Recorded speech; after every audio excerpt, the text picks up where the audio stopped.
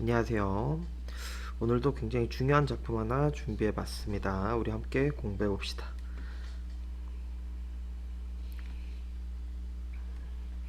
오늘 배울 작품은 박용래의 울타리받기라는 작품이에요. 이 작품은 고등학교 1학년 교과서지 천재 박영목 교과서에도 수록되어 있고 23학년도 수능 특강에도 수록되어 있는 작품. 그래서 이 작품은 당연히 수특에도 들어가 있고 교과서, 고1 교과서에 수록되어 있는 작품이기 때문에 굉장히 중요하게 봐야 되는 작품이라고 볼 수 있겠죠. 그래서 이 울타리받기라는 작품에 대해서 한번 핵심 정리부터 보고 내용으로 들어가도록 합시다. 지금 보시면 핵심 정리, 첫 번째 자유시죠. 이거는 자유시, 서정시는 거의 대부분의 시니까 어려운 건 없어 보이고, 성격도 서정적이고 향토적이고 자연 친화적이다. 벌써 여기서 우리가 이 작품이 대충 어떤 내용인지 감이 올 테고, 주제를 보시면 천연한 자연과 인간이, 그러니까 자연과 인간 세상이 되는 조화. 그래서 벌써 이게 지금 자연 친화라는 얘기지. 그런 세계에 대한 소망을 지금 시로 나타냈다는 거. 그 다음에 자연과 인간이 어우러진 고향에 대한, 이게 결국 위에서 말했던 자연과 인간의 조화지. 그거에 대한 그리움. 그럼 합치면 이렇게 보시면 되겠죠. 자연과 인간이 조화되는 자연 친화적인 세계에 대한 소망이나 그리움을 나타냈다 라고 정리하시면 둘 다 함께 볼 수 있는 내용으로 정리가 되겠지. 특징을 한번 봅시다. 이 작품에는 여러 가지 특징이 나타나는데, 첫 번째, 주로 시각적 이미지를 활용했다. 그치. 그걸 통해 마을의 풍경을 지금 묘사하는, 이 마을의 풍경이 벌써 뭐야? 인간과 관련된 거겠지. 그래서 이 인간과 관련된 걸 회화, 이미지를 통해서 보여주는 거고, 물론 자연도 얘기가 나오겠죠. 그래서 인간과 자연의 조화를 보여줄 수 있는 이런 식으로 시가 나타나겠지. 그 다음 두 번째, 동일한 연결어미를 반복하고 있다. 주로 뭐뭐 듣을 얘기하는 거야. 그걸 통해서 동일한 속성을 부각하고 있고, 세 번째, 하나의 시어로 독립적인 연을 구성했다. 여기에서는 천연희라고 3년에서 나올 텐데 그걸 지금 얘기하는 거야. 그래서 하나의 연이 이 천연이라는 한 단어로 돼 있어. 그럼 굉장히 중요하겠지. 그러니까 이 부분이 주제의식을 어떻게 보여준다? 그렇죠. 함축적으로 보여준다 해서 이 천연이는 이 작품의 가장 중요한 구절. 그 다음에 네 번째, 울타리 안과 밖. 그치. 울타리란 건 뭘 보여주는 거야? 마을을 보여주는 거겠지. 마을을 나타내는 경계잖아.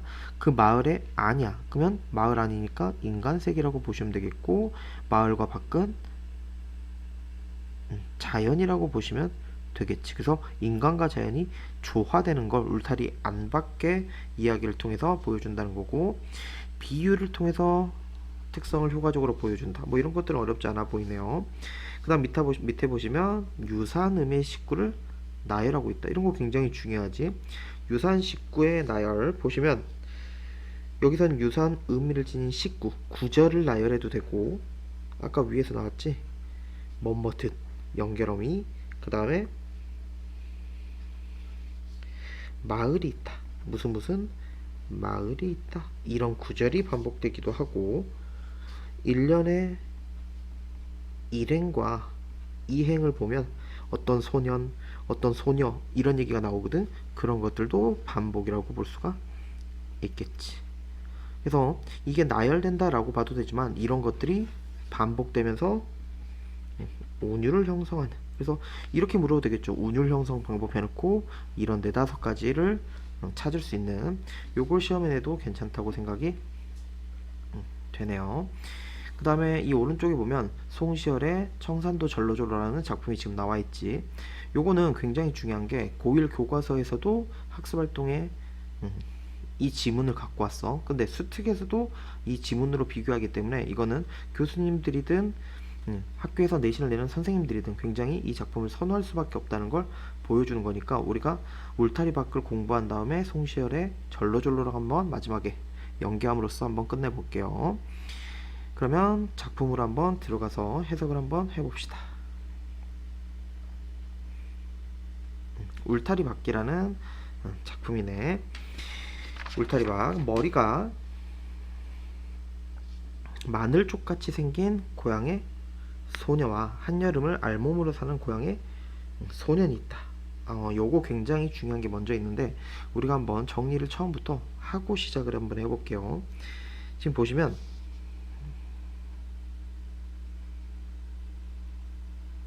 요 색깔 한번 써볼까? 소녀, 소년, 그 다음에 울타리박, 마을. 그래서 제가 지금 이 파란색으로 표시한 게 하나가 있고, 그 다음에 노란색으로 한번 표시를 해볼까요? 들길, 아지랑이가 피듯, 태양이 타듯, 제비가 날듯, 길을 따라 물이 흐르듯, 화초, 잔광, 별. 그래서 지금 노란색으로 표시한 게 있어. 이거부터 우리가 정리를 하고 가셔야 돼요. 울타리 밖에서 지금 제가 이 파란색으로 표시한, 이 파란색에 가깝게 색으로 나와 있는 걸로 표시한 건, 보라색이나 파란색에 가까운 건 인간과 관련이,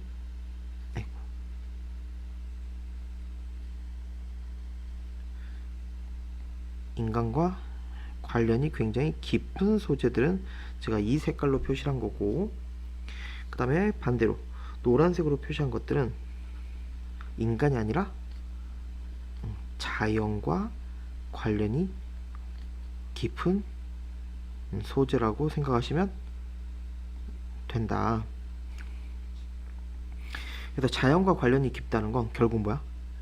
그치, 인위적 요소가 배제된 대상이라는 것이. 그래서 이 작품은 아까도 얘기했듯이 인간과 자연의 조화, 자연 친화를 얘기하고 싶은 작품이야. 그래서 그 자연 친화를 통해서 자연 친화에 대한 그리움, 이런 것들을 보여줘야 되기 때문에 인간을 나타내는 소재, 인간과 관련된 소재나 자연을 나타내는 소재, 자연과 관련된 소재가 많이 나올 수 있거든. 그래서 요런 거 가지고 선생님들이 많이 묻는 게, 요런 질문 많이 할 수 있겠지. 시어의 내신이라면 성격이 어떤 거? 이질적인 대상. 그러면 우리가 어떻게 공부해놔야 돼? 그렇죠. 보시면 소녀, 소년, 울타리박, 마을, 이런 걸 기억, 니은, 디귿, 열매 또는 A, B, C, D 해가지고 내기도 좋고, 들길이나 아지랑이 피듯, 태양이 타듯, 제비가 날듯, 길을 따라 물이 흐르듯, 화초, 잔광, 별 해가지고 자연과 관련된 소재로 A, B, C, D, 기억, 니은, 디귿, 열매 해가지고 이질적인 대상을 물어도 괜찮은 문제가 될 수 있다. 그래서 이런 것들은 내신형에서 괜찮은 문제니까 한번 알아두시고, 그럼 세부적인 이제 작품 분석 틀을 잡았으니까 한번 분석으로 들어가 볼게요. 머리가 마늘쪽 같이 생긴 고향의 소녀. 그럼 소녀는, 지금 이 소녀는 어떤 상태인 거야? 그치, 머리를 묶었어. 머리를 묶었는데 그 묶인 머리 모양이 뭐와 같다는 얘기야? 그치, 마늘 쪽 본 적 있어? 뭔가 동그랗고 뭔가 쪽진, 이렇게 마늘 쪽에 비유한 거야. 그 말은 굉장히 마늘 쪽에 비유했다는 건 그냥 묶었다는 얘기잖아. 그래서 결국 소녀의 모습은 꾸밈이 없고 소박한 모습이다라는 걸 우리가 알 수가 있겠네. 그 다음 소년의 모습 한번 볼까? 소년은 한여름, 굉장히 더울 때지, 알몸으로 산대. 얘도 마찬가지네. 그만큼 순수하고 원시성이 있는 모습. 그래서 소년은 꾸밈 없고 소박하고, 소년은 순수하고 원시성이 있는 모습을 지닌 존재들이야. 근데 이런 소녀와 소년 같이 지금 가장 중요한 핵심어가 나와버렸네. 그래서 이 작품에서 가장 시험에 많이 나올 수 있는 이 가치는 여기로 한번 와서 정리를 해볼게요. 이 가치는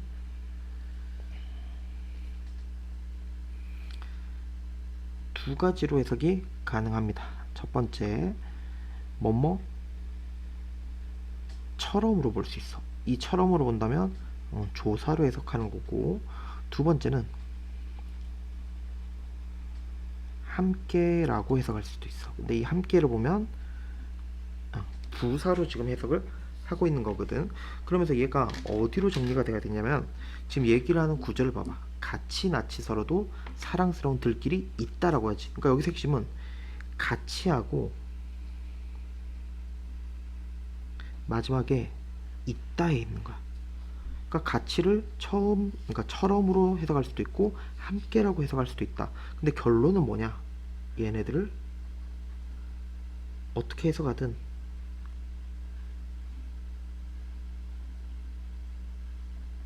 있다로 연결을 하셔야 돼. 왜? 같이 있다. 결국 있는 거거든. 그러면 있는데 뭐가 다르냐는 거지. 그래서 결론은 저기로 연결하셔야겠지만 우리가 공부할 때는 요걸 중심으로 가치의 중의적, 처럼과 함께로 해석을 하는데 그 중간에 있는 낯이 서로도 사랑스러운 들길, 이걸 어떻게 해석하냐에 따라서 연결이 이따로 어떻게 되는지가 달라지겠지. 그래서 요렇게 보셔야 돼요. 처럼 조사로 본다면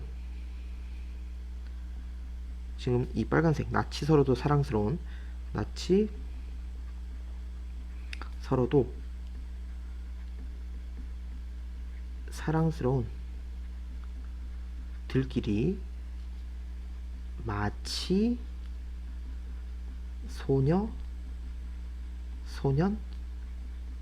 소년처럼이라고 해석을 하는 거야. 그러니까 낯이 서로도 사랑스러운은 지금 여기랑 똑같지. 근데 이게 꾸미는 게 뭐냐? 꾸미는 게 들길이야. 들길. 그리고 여기 주격 조사가 이가 붙었지. 그러니까 결국 이렇게 해석했을 때의 주체는 들길이야. 그래서 들길이 있는 건데 그 들길이 어떻다는 거야? 마치 소년처럼이라고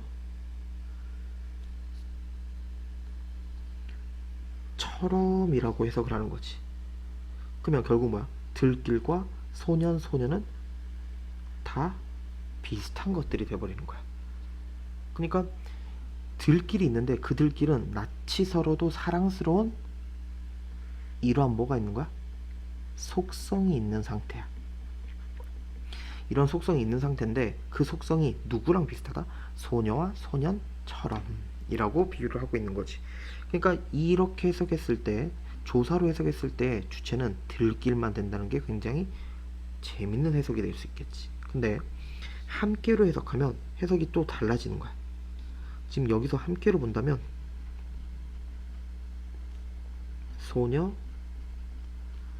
소년과 함께 이렇게 보는 거야. 그러면서 들길도 그 다음 나머지 구절이 나와죠. 낯이 서로도 사랑스러운 대상이다 라고 해석을 해야 돼.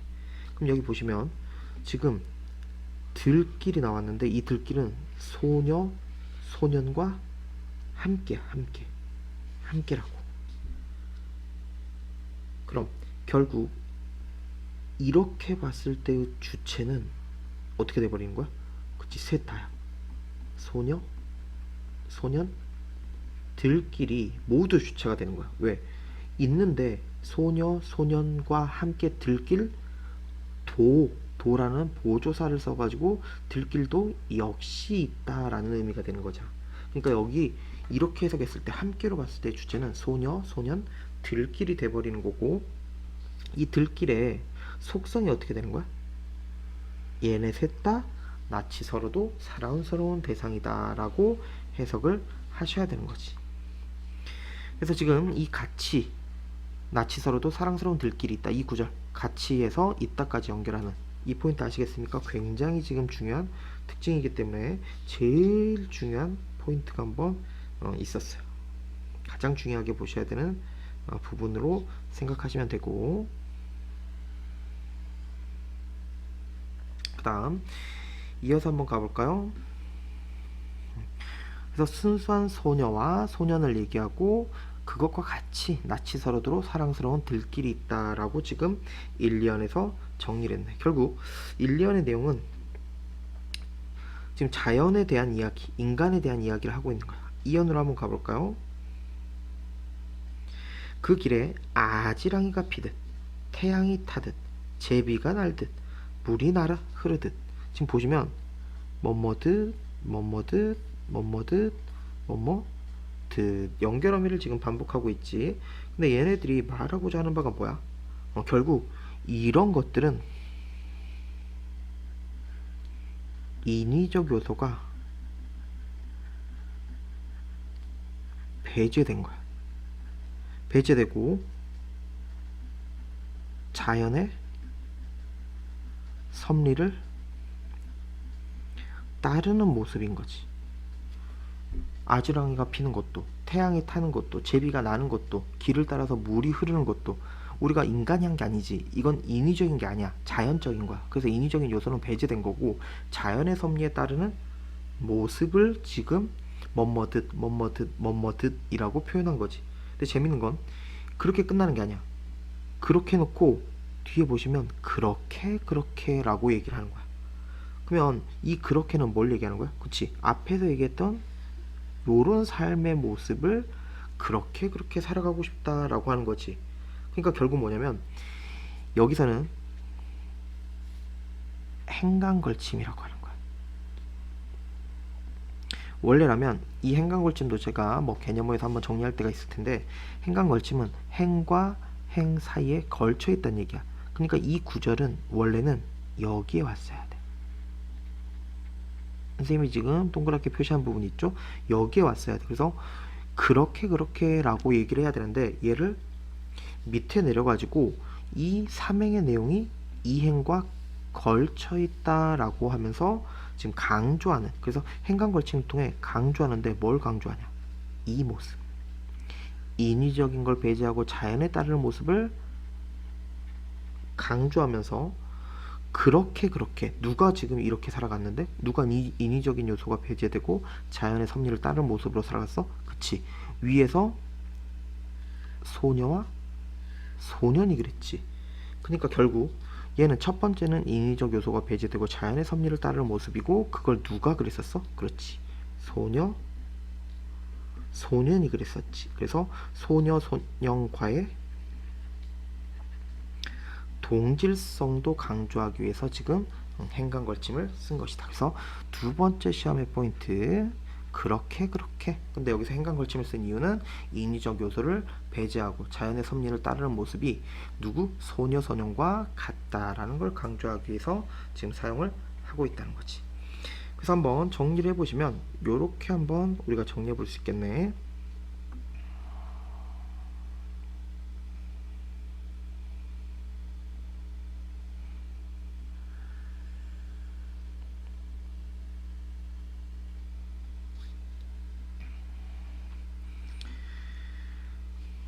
정리를 해보면 1년과 2년까지의 내용을 먼저 보면 1, 2년은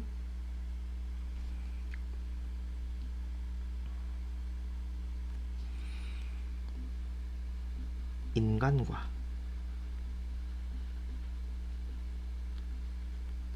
자연의 모습을 지금 보여주고 있구나.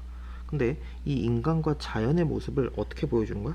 그치, 소녀라든지 소년이라든지 이것과 위에서 얘기했듯이 처럼이라 볼 수도 있고 함께라고 볼 수도 있겠지만 관련된 들길, 그 다음에 이것들이 아지랑이가 피고 태양이 타듯 제비가 날듯 물이 흐르듯.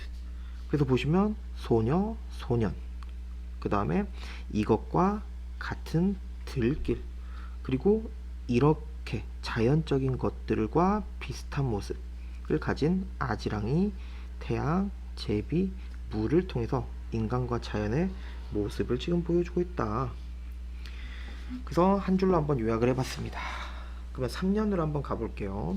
3년으로 갔더니 이 작품에서 가장 핵심적인 구절이 나와버렸네. 천연입니다. 천연이, 얘는 곱하기 100을 해주셔도 되겠지. 가장 중요한 건데 이게 지금 아까 나왔던 특징이야. 하나의 시어로 독립적인 뭘 해버리고 있어? 그치, 연을 구성해버리고 있지. 그러니까 하나의 시어, 천연이라는 세 글자, 천연이라는 하나의 시어가 하나의 연이 돼버린 거야. 그래서 이게 굉장히 특이한 거야. 지금 보시면 3년이지. 이 3년은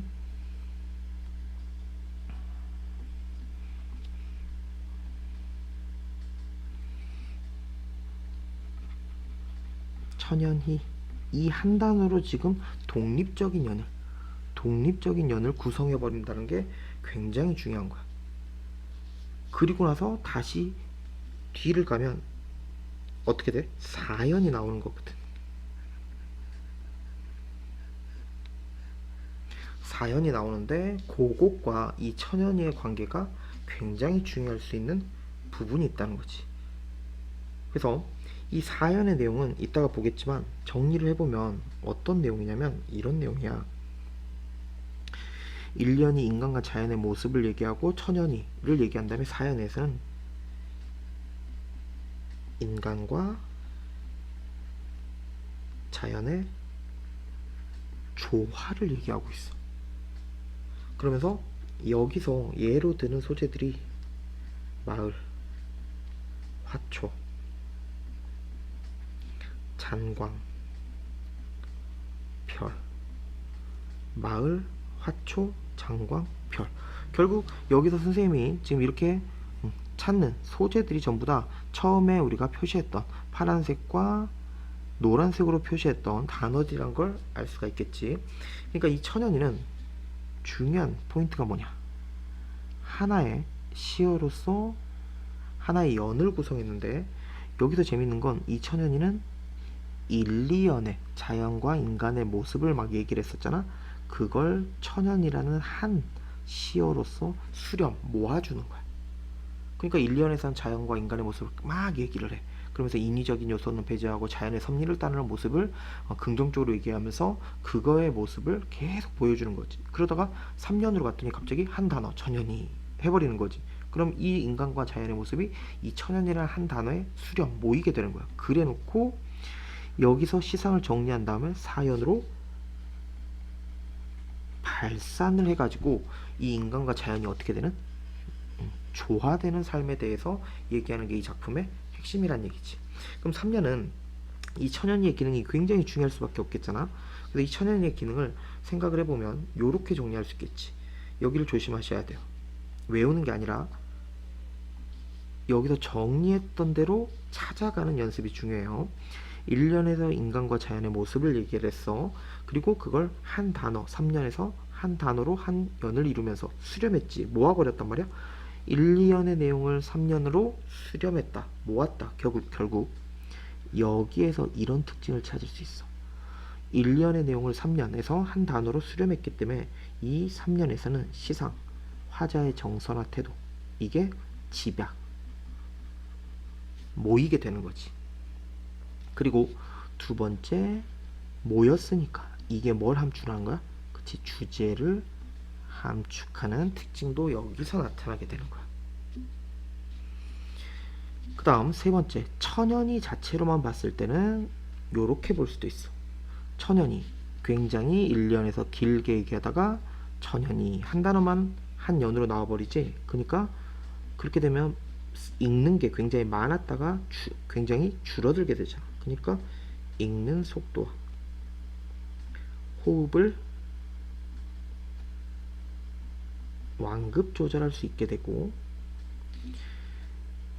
이 천연이를 통해서 1, 2연과 4연을 뭐 해줘? 이어주게 되는 거야. 매개해 주는 거지. 그래서 이 3년의 앞과 1, 2연이죠. 뒤를 연결하게 되는 거야. 연결하면서 의미의 상관성을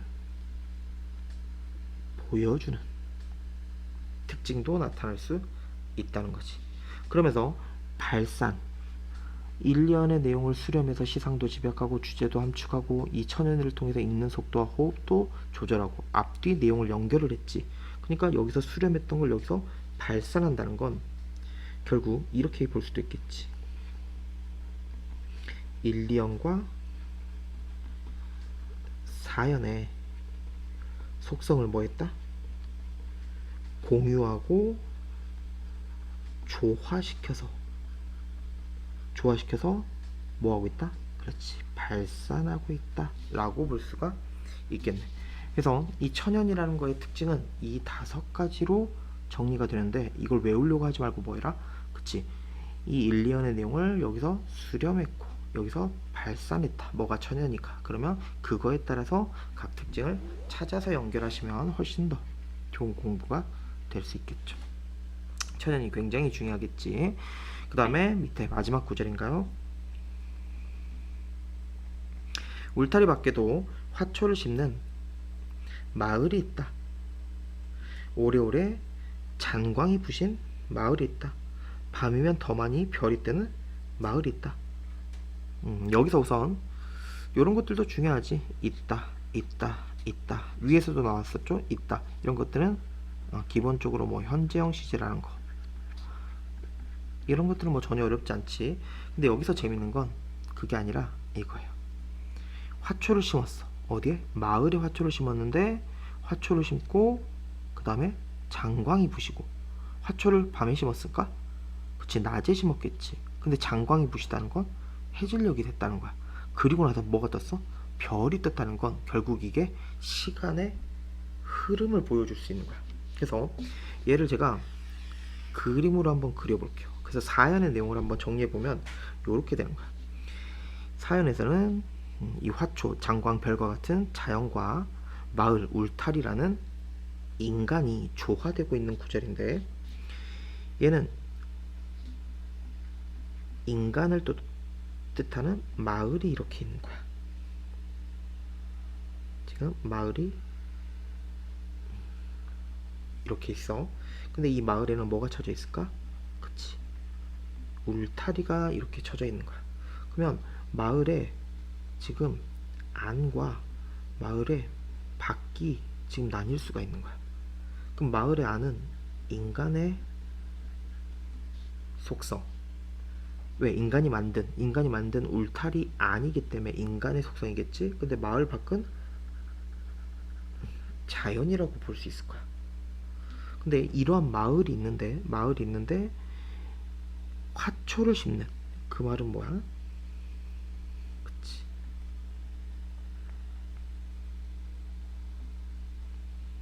해가 떠 있었어. 제가 그림을 그리면 안 되는데, 해가 떠 있다가 그 다음에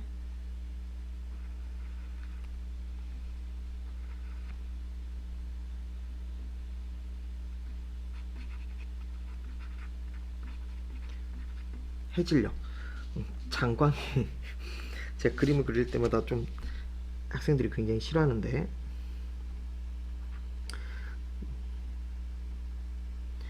해가 떠 있을 때 화초를 심었고 오래오래 지금 장광이 부시는 해질녘이 된 거지. 그리고 나서 뭐가 뜨는?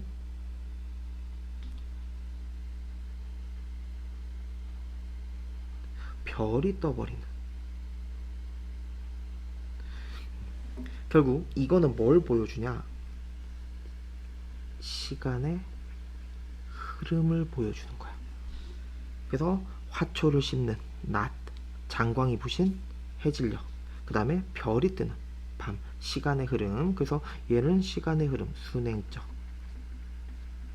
또는 나이가 많으신 분들은 이런 걸 추보식 구성이라고도 할 수 있겠지.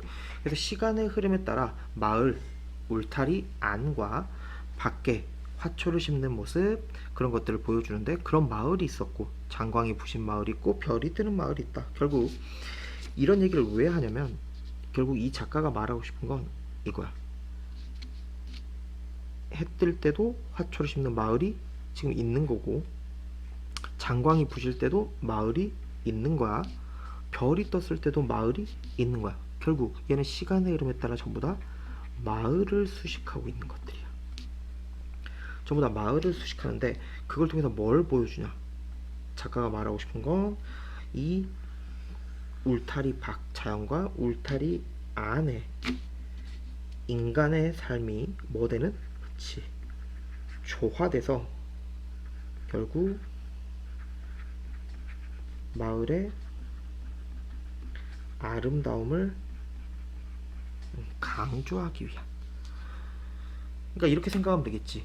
마을 안과 밖은 울타리, 인위적인 요소로 지금 경계가 나눠져 있는데 울타리 안에도 화초를 심었고 울타리 밖에도 화초를 심었어. 그러면 울타리 안과 밖에 모두 화초를 심은 거잖아. 결국 이게 뭐가 된다? 그치. 이런 것들이 결국 자연 친화. 이 울타리는 분명 경계지만 이 경계 안과 밖에 모두 자연이 존재하는 화초를 심은, 여기도 화초를 심었고 그 다음에 여기에도 지금 화초를 심은 게 되는 거지. 그래서 우리가 공부를 할 때 요런 거를 위주로 조금 공부를 해주시는 게 좋지 않을까. 그래서 얘는 크게 어렵게 볼 필요가 없습니다. 인간과 자연의 모습을 일리안에서 드러내다가 천연위에서 한번 수련 발산 강조하는, 그리고 사연에서는 인간과 자연을 조화시키는데 그것을 화초를 울타리 밖과 안에 모두 심는데 시간의 흐름에 따라 강조하면서 이 자연이 조화되고 아름다운 존재다 라는 걸 자연 친화적으로 설명한 내용이라고 생각해 주시면 내용 자체가 뭐 크게 어려움은 없어 보인다. 그래서 한번 정리를 해봤고 뒤에 송시열의 작품을 한번 연결해서 정리를 해볼게요.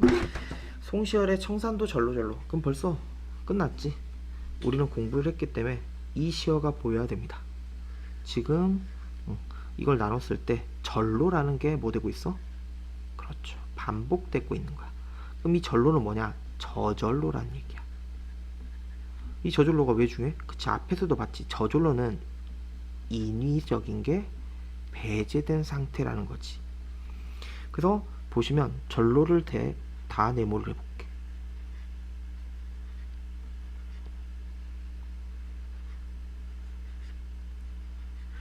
그러고 나면 남는 것들이 뻔해지는 거야. 볼까? 청산도 저절로야. 인위적을 배제했지? 그럼 뭐야? 자연 그대로란 얘기잖아. 청산도 자연 그대로, 녹수 이것도 자연이지 그대로, 산도 자연 그대로, 물도 자연 그대로, 산수도 자연 그대로, 그 안에 사는 나도 그대로. 그 다음에 이 중에 절로 자란 몸이 늙기도, 사람이 늙는 것도 저절로. 결국 이 작품은 인위적인 걸 배제하고 자연 그대로의 삶, 자연을 강조하는, 자연에 순응하는, 자연 친화, 자연 순응적인 삶을 보여주는 작품이라는 점에서 앞에 우리가 배웠던 울타리 밖과 굉장히 비슷하게 정리가 되겠지. 그래서 선생님이 지금 여기에 정리를 갖고 온 거야. 이 울타리 밖과 송시열의 청산도 절로절로를 한번 비교해보면 이렇게 되겠지. 울타리 밖은 가장 핵심이 3년에 있었던 천연이지. 이 하나의 시열을 통해서 하나의 연을 만들었잖아. 이걸 통해 꾸밈없는 자연을 지향, 꾸밈없는 자연, 인위적인 게 배제돼.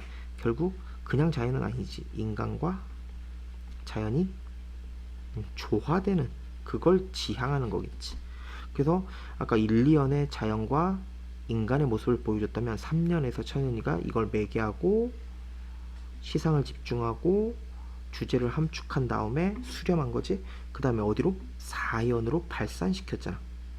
그걸 통해서 자연과 인간의 조화를 보여주는 게 이 박용래의 울타리밖에 핵심이었지.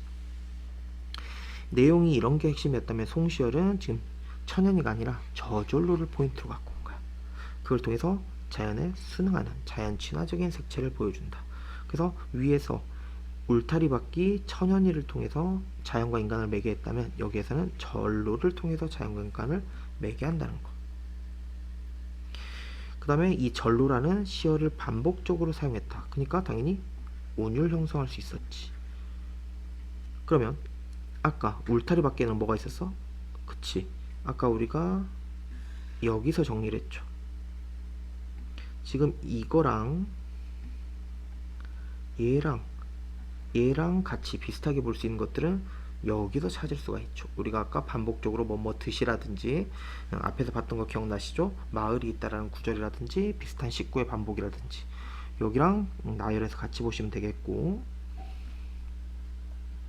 그 다음에 대구적 표현과 시어의 반복, 대구적 표현과 리을의 반복. 그래서 제가 잘 보시면 대부분 요렇게 하나씩 하나씩 하나씩 하나씩 하나씩 같은 결로 갖고 왔다. 그래서 비교를 하더라도 같은 행에 써진 것들을 같이 비교해 주시는 게 공부의 포인트가 되겠다. 그래서 얘도 비슷한 게 쓰였고 얘도 비슷한 게 쓰였다. 결국 그래서 이 두 작품을 어떻게 보는 게 좋다?